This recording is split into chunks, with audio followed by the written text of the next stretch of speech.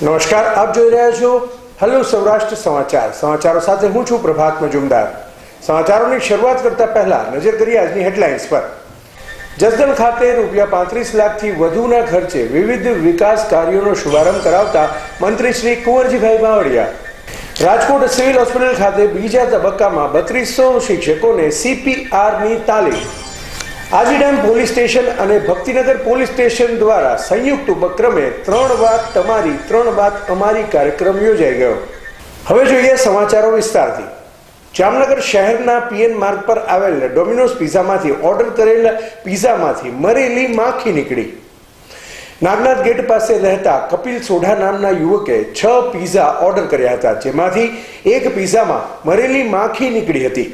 યુવકે ફૂડ શાખાનો સંપર્ક સાધી ફરિયાદ કરી હતી. ફૂડ શાખા દ્વારા ડોમિનોઝ પિઝામાં ચેકિંગની કાર્યવાહી હાથ ધરવામાં આવ્યા બાદ નિર્ણય લેવાશે. અહેવાલ પરાક્રમસિંહ રાણા.